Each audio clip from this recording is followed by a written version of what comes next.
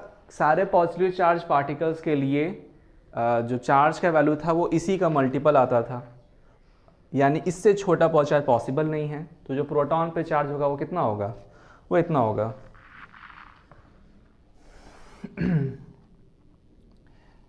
This positive charge particle was named proton.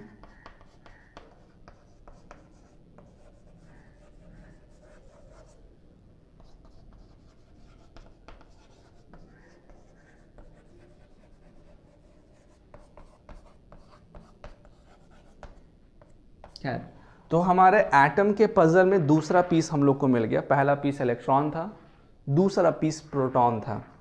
अब ये तीसरा पीस कौन सा है? खैर, उस वक्त तक लोगों को ये लगने लगा था कि अगर पॉजिटिवली चार्ज पार्टिकल्स हैं एटम के अंदर, नेगेटिवली चार्ज पार्टिकल हैं अंदर, तो ठीक है, एटम तो अब इलेक्ट्रिकली न्यूट्रल हो गया, जो बात सही भी है। पर इट वॉज सीन फर्दर और ऑब्जर्वेशन, बहुत सारी चीज़ों को लेकर और भी हो रहे थे, कुछ चीज़ों के मतलब नहीं निकल पा रहे थे। जैसे एक फेनोमेना है रेडियो एक्टिविटी का, कि कुछ एलिमेंट्स हैं जिनको रेडियो एक्टिव एलिमेंट्स कहा जाता है। आपने पीरियोडिक टेबल में देखा होगा, एक खास सिंबल उनके साथ लगा हुआ होता है। वो खुद ब खुद रेडिएशन एमिट करते रहते हैं, और वो रेडिएशन हो सकता है कि इलेक्ट्रिकली न्यूट्रल भी हो, मतलब उस पर इलेक्ट्रिक फील्ड और मेटेरियल कोई प्रभाव ना पड़े, हो सकता है उन पर पड़े भी। तो इनके क्वेश्चंस नहीं मिल पाते थे कि अगर एटम से ही ये इमिट हो रहे हैं तो क्या रीज़न क्या है। और भी कई चीज़ें थी। तो ये कोशिश की गई, जैसे ये तो गोल्डस्टीन का आइडिया था। गोल्डस्टीन को हम लोग इलेक्ट्रॉन के डिस्कवरर के तौर पे रिकॉग्नाइज करते हैं। उनके बाद आए चैडविक। चैडविक ने एक बहुत ही खूबसूरत एक्सपेरिमेंट किया। उन्होंने बेरिलियम दिया। बेरिलियम के शीट को बॉम्बार्ड किया उन्होंने अल्फा पार्टिकल से। अल्फा पार्टिकल क्या होते हैं? Alpha particle doubly ionise helium atom, आप समझ सकते हैं। अगर हीलियम के एटम में से 2 इलेक्ट्रॉन निकाल दिए जाएं तो क्या बचेगा? 2 प्रोटॉन 2 न्यूट्रॉन, न्यूक्लियस ही बचेगा जिसमें 2 प्रोटॉन 2 न्यूट्रॉन है। तो उसको हम लोग अल्फा पार्टिकल कहते हैं। वो अल्फा पार्टिकल बॉम्बार्ड किया उन्होंने, तो रिजल्ट स्वरूप उन्हें लगा कि इसमें एक और पार्टिकल, इस न्यूक्लियस में, बेरिलियम के न्यूक्लियस में एक और पार्टिकल का एग्जिस्टेंस है प्रोटॉन के अलावा, जिसको उन्होंने न्यूट्रॉन नाम दिया। डिस्कवरी ऑफ न्यूट्रॉन के बारे में देखते हैं।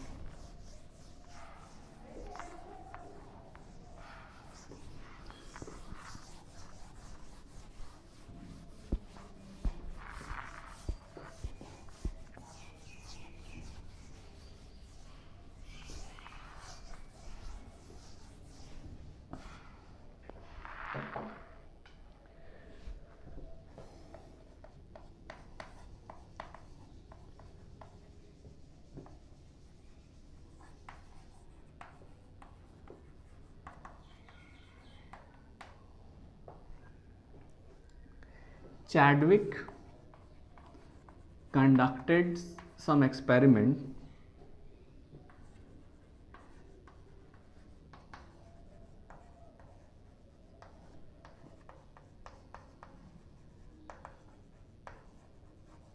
in which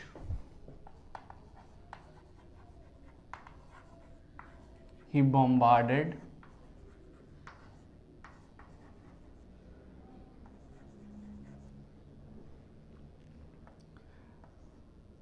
a thin sheet of beryllium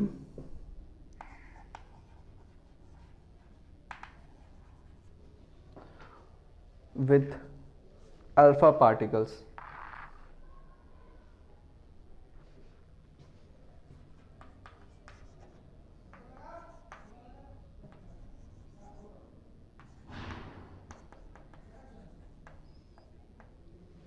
उसके बाद जो उन्होंने ऑब्जर्वेशन लिए, हम लोग इसका बहुत डिटेल से नहीं देखते हैं, ये एक्सपेरिमेंट और डिटेल्ड होता है, पर कोर्स की अपनी एक सीमा है इसमें, तो हम लोग इस पर बहुत डिस्कशन नहीं कर सकते. तो as a result he concluded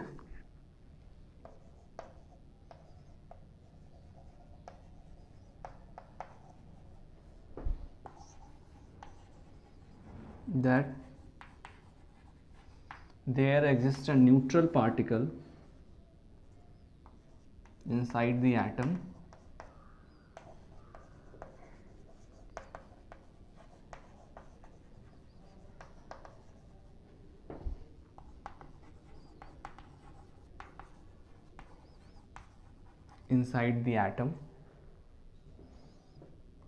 which was named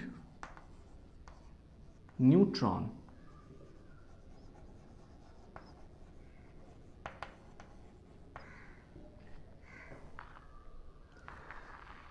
अब हमारे पास मतलब इस पज़ल, एटम के पज़ल के तीनों पीसेस हैं. मतलब आपको एक पिक्चर फ्रेम करनी है एटम के अंदर क्या हो रहा है, और आपको ये पता है कि एटम के अंदर क्या क्या मिल सकता है, तब आप वो पिक्चर फ्रेम कर सकते हैं, आप बना सकते हैं उसको.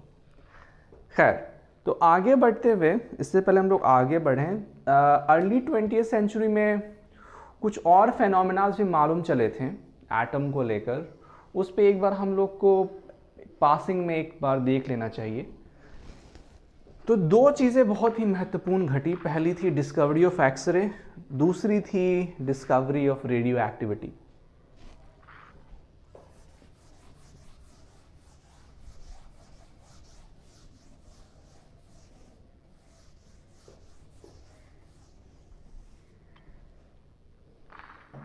सबसे पहले हम लोग बात करते हैं एक्सरेज की. विलियम रॉन्जन एक मशहूर फिजिसिस्ट हैं. उन्होंने एक एक्सपेरिमेंट कंडक्ट किया, बिल्कुल वैक्यूम ट्यूब एक्सपेरिमेंट से मिलता जुलता, पर एक मॉडिफिकेशन उन्होंने किया. एक ग्लास चेम्बर लिया जिसमें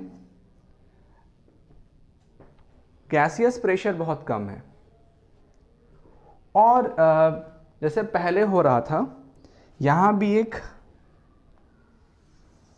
मेटल प्लेट्स दो रखे गए, इस तरफ से और इस तरफ से. लेकिन इस बार ये जो एनोड, जिसको हम लोग पॉजिटिव चार्ज से कनेक्ट, पॉजिटिव टर्मिनल से कनेक्ट करने वाले हैं, उसका डिज़ाइन थोड़ा सा स्लैंटेड रखा गया. ऐसा आप देख सकते हैं, ये स्लैंटेड ऐसा शीट.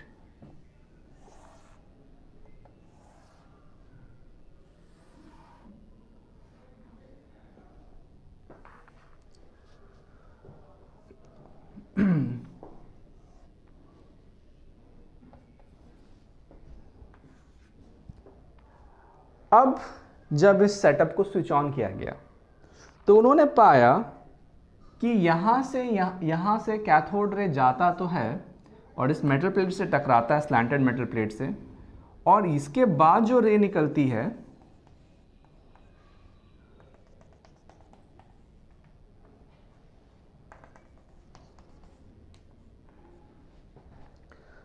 वो बहुत ही स्ट्रेंज प्रॉपर्टी की है. यानी electric field, magnetic field apply करने के बाद इस पे कोई इफेक्ट नहीं होता है,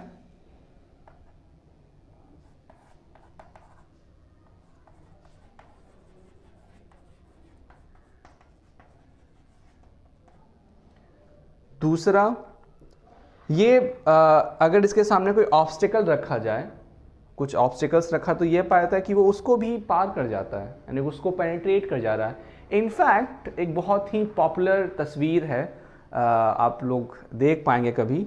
रॉन्जन ने अपना हाथ रखा इसके नीचे, इस सेटअप के नीचे अपना हाथ रखा और नीचे एक फोटोग्राफिक प्लेट थी, तो उनके हाथ की हड्डियों की तस्वीर उस फोटोग्राफिक प्लेट पे छप गई। वो ह्यूमन हिस्ट्री का पहला एक्सरे था, पहला एक्सरे था। उस उन्होंने अपनी हाथ की तस्वीर, अपने हाथ के इंटरनल मतलब बोन स्ट्रक्चर की तस्वीर उस फोटोग्राफिक प्लेट पे निकाल ली थी। तो इनफैक्ट वो इतना उनको मिस्टीरियस लगा ये रे कि उन्होंने उसका नाम ही रख दिया एक्स-रे। एक्स, जो लेटर एक्स है इंग्लिश का, उसको मिस्ट्री के साथ या थोड़े से अननोन किस चीज़ों के साथ हम लोग एसोसिएट करते हैं, तो एक्स नाम रख दिया गया। तो William रॉन्जन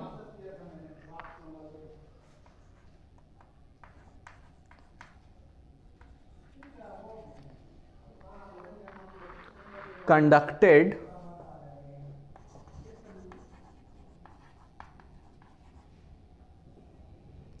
experiments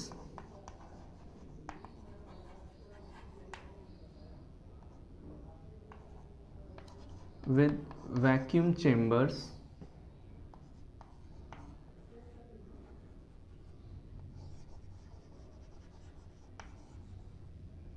inserted with cathode and anode with slight modifications। और ये एक्सरेज भी हर कंडीशन में नहीं पैदा होती थी। सफिशिएंट वोल्टेज प्रोवाइड करने के बाद, सफिशिएंट अमाउंट में प्रेशर लेने के बाद ये एक्सरेज प्रोड्यूस होती हैं with cathode and anode it's having some modification।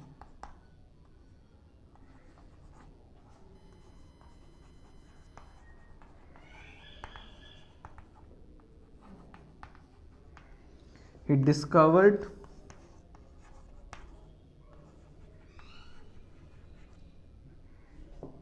rays which were completely unaffected, which were completely not affected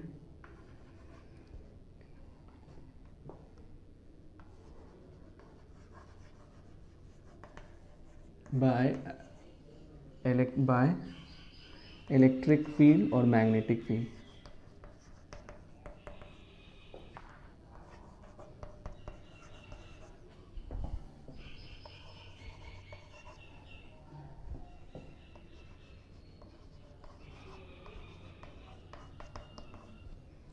and magnetic field।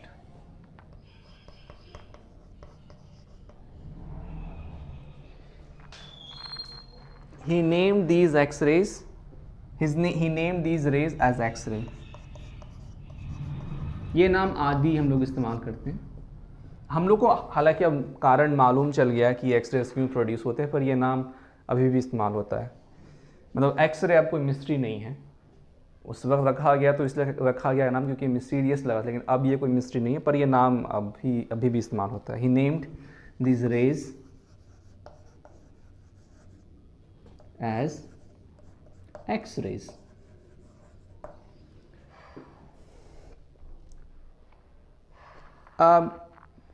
जब उन्होंने एक्सरेज ढूंढी तो ये पता चला कि इनका वेवलेंथ जो है बहुत शॉर्ट है।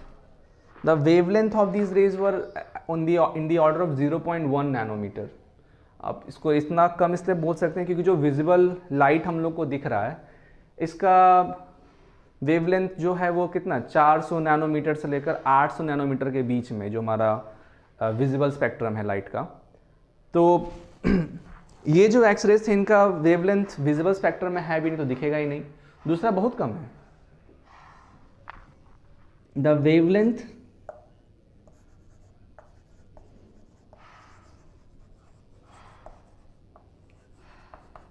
of these X-rays was found out to be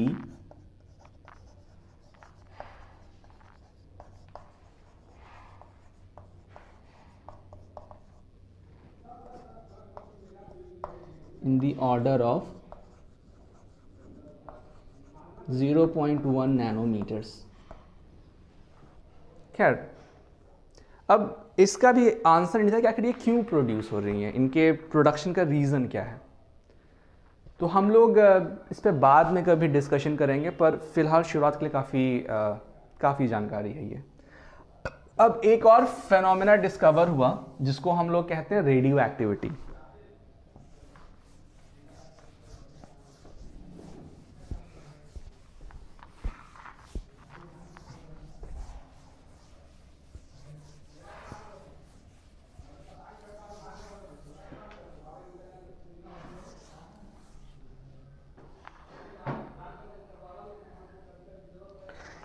जैसे मैंने पहले भी कहा इस क्लास में बीच में,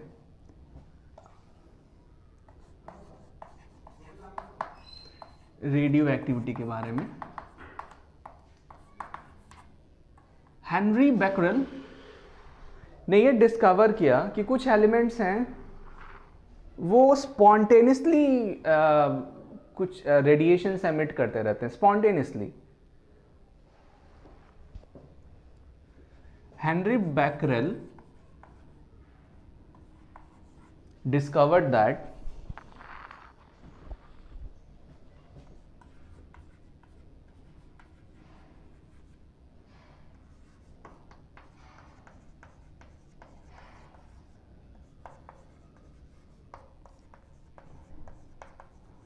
certain elements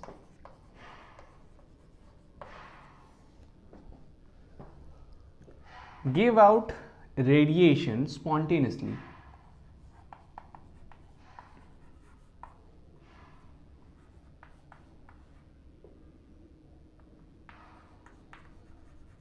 Spontaneous radiation. अब ये जो रेडिएशन भी होता वो एक किस्म का नहीं है। ये पाया गया कि ये जो रेडिएशन है, the radiation consists of the radiation can consist of, हम लोग लिखते हैं these elements were called radioactive elements. Elements were called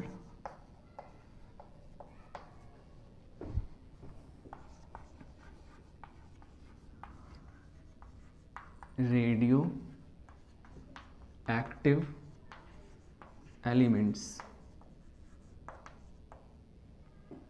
These elements were called radioactive elements. The radiation, the phenomena was known as, this phenomena was known as radioactivity.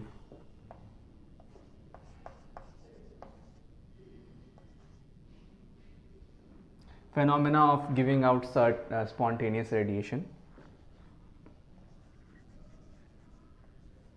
showed by such elements was known as,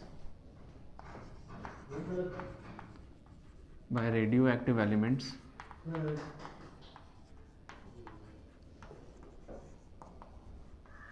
was known as radioactivity.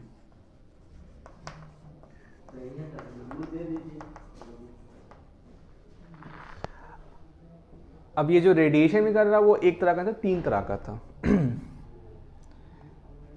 The radiation emitted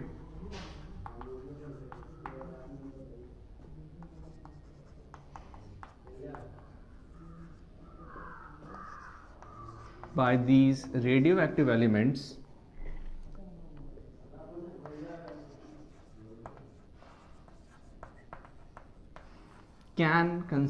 could consist of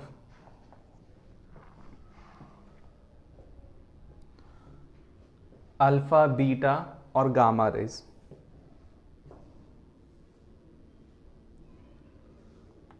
हो सकता था कि इनसे ऐसे रे निकलते थे जिनमें अल्फा पार्टिकल यानी कि पॉजिटिव चार्ज पार्टिकल हो सकते थे, बीटा पार्टिकल यानी कि नेगेटिव चार्ज पार्टिकल निकलते थे, और एक खास किस्म का रेडिएशन जो कि अनअफेक्टेड रहता है किसी भी किस्म के इलेक्ट्रिक या मैग्नेटिक फील्ड से, उसको गामा रे कहा गया। Could consist of rays known as alpha ray, beta रे एंड गामा रे। तो अल्फा और बीटा पार्टिकल इफेक्ट, इन पे इफेक्ट होता है इलेक्ट्रिक और मैग्नेटिक फील्ड का, पर गामा रे पे, अल्फा रे और बीटा रे पे होता है, पर गामा रे पे कोई भी इफेक्ट नहीं होता है इलेक्ट्रिक और मैग्नेटिक फील्ड का। अब ये क्यों होता है, इस पे हम लोग काफ़ी डिटेल पे बात कर सकते हैं रेडियो एक्टिविटी वाले चैप्टर में। अब हम लोग आगे बढ़ सकते हैं। अब हमारे पास, जैसे मैंने कहा था कि पहले काफ़ी हमारे पास पजल के पीसेस जमा हो गए हैं, प्रोटॉन, इलेक्ट्रॉन, न्यूट्रॉन हमें मालूम चल चुका है, तो लोगों ने कोशिश की फ्रेम करने की एटॉमिक मॉडल्स की। तो एटॉमिक मॉडल पे बात करते हैं। तो सबसे पहले हम लोग बात करते हैं जो सबसे अर्लीस्ट एटॉमिक मॉडल है, जिसको हम लोग थॉमसन एटॉमिक मॉडल कहते हैं। जे थॉमसन के पास जो जानकारी उस वक्त अवेलेबल थी वो ये थी कि इलेक्ट्रॉन एग्जिस्ट करते हैं, इलेक्ट्रॉन एज अ पार्टिकल, पर अनफॉर्चुनेटली उनको ये नहीं पता था कि न्यूट्रॉन भी हो सकते हैं। और उस वक्त तक प्रोटॉन का आइडिया पर भी लोगों की एकदम सहमति उस तरीके से थी नहीं। तो उनका मॉडल हम देख सकते हैं, उसमें काफ़ी एक तरीके से कह सकते हैं लिमिटेशंस हैं, पर वो एक पहला उसको प्रयास कह सकते हैं, first attempt to know about the internal structure of an atom. Thomson's model of atom.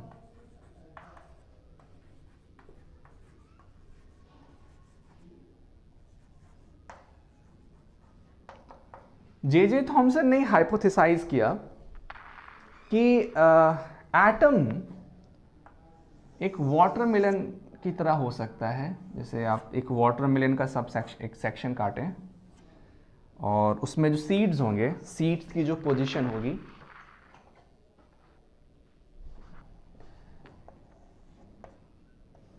उसी तरीके से इलेक्ट्रॉन भी स्कैटर्ड होंगे एटम के अंदर।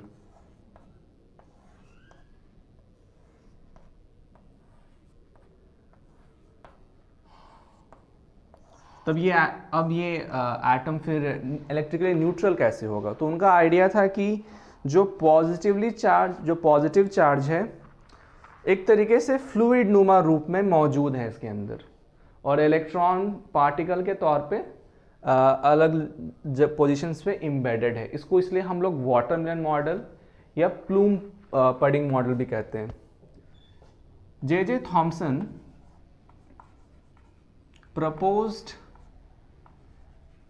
an atomic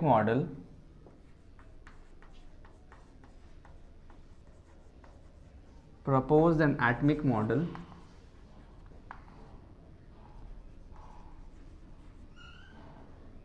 in which he assumed the atom to be in a sphere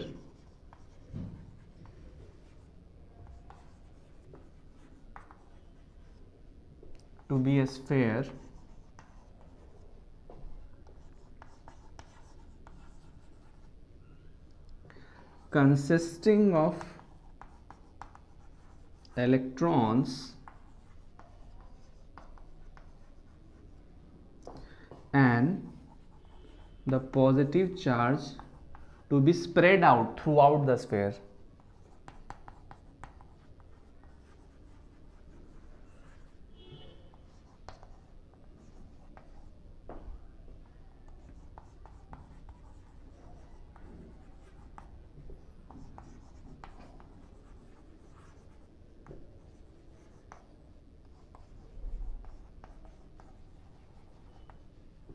through out the sphere.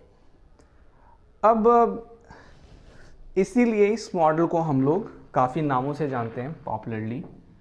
इसको हम लोग प्लम पडिंग मॉडल भी कहते हैं,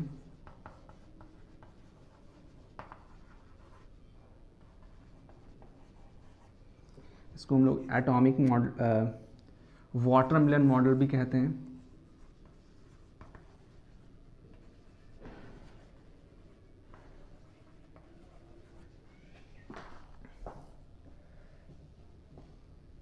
His atomic model is also known as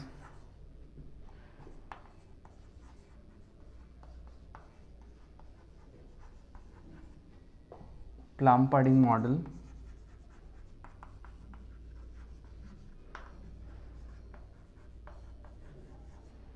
और वाटरमेलन मॉडल।